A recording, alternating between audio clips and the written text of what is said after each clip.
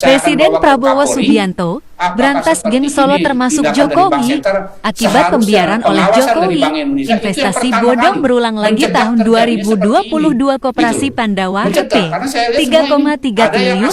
Tahun 2022 investasi bodong madu Klenceng Rp 500 miliar dan tahun 2025 kasus finansial scam Rp 4,6 triliun masyarakat sudah dirugikan.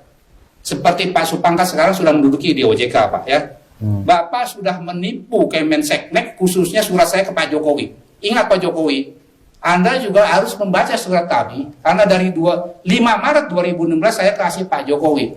Saya akan membantu Pak Jokowi sebagai kepala negara membersihkan Pak Jokowi pada saat pidato kenegaraan tahun 2020 mengatakan bahwa hukum harus tajam ke atas dan tajam ke bawah, hukum harus menjadi panglima. Lihat YouTube saya di Ombudsman. Saya bantu Pak Jokowi, tapi kalau tidak ini ditindaklanjuti, Gubernur BI semacam ini, jangan salahkan kami. Kalau kami akan bersatu melawan kejoliman, saya tidak makar.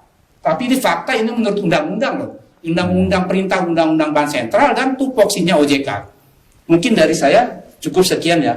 Nah, yang akan saya kasih closing statement, ini terjadi akibat pembiaran, Pak. Pembiaran dari kasus Banjarmasin.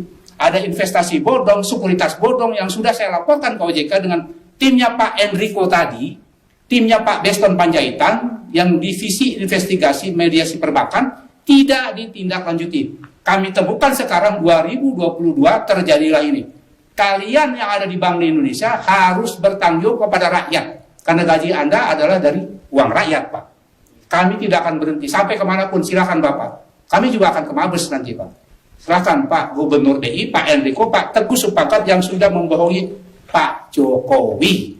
Saya, ini bukan surat untuk saya, untuk Seknek, tapi saya dapat dari Seknek, Pak. Saya dapatnya bagaimana, tidak perlu saya ceritakan. Ya, saya juga dapat notulen meeting dari Bank Indonesia, bukan untuk saya. Ini notulen meeting intern di Bank Indonesia, tapi saya dapat. Dan saya dapat dari mana? Jangan tanyakan saya, Pak. Betul, semua ada semua di sini, ya.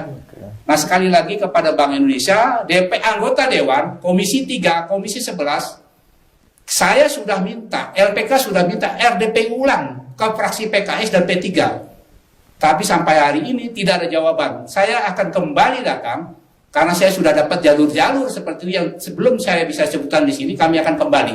Seperti YouTube saya di OJK. Kami akan RDP ulang. Pada saat RDPU di Komisi 11, itu yang hadir adalah Wakil Deputi Gubernur BI Ronald Waas, Pak. Ronald Waas pun harus bertanggung jawab atas kejadian sekarang pengulangan kembali kejoliman.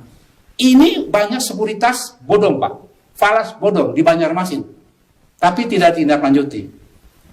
Saya auditor bukan katanya karena saya pelakunya. Saya kuasa direksinya dan saya di lapangan. Kalau Bapak masih kurang puas dengan saya, kita ketemu nanti di Komisi 11, kita ketemu nanti di Mabes Polri. Silakan Pak. Ya, saya ingatkan sekali lagi, kami dengan lembaga independen LPK bukan lembaga yang kaleng-kaleng. Maaf ya, karena saya udah terangkan tadi legal standing saya. Silakan cek laporan saya di KPK, di OJK dan di Menteri Keuangan. Ya, itu mungkin dari saya, Pak ya. Oke. Nah, sekian dan terima kasih. Karena ini sekali lagi adalah pembiaran, Pak. Pembiaran itu tadi yang sudah dijelaskan oleh ketum saya, itu termasuk korupsi.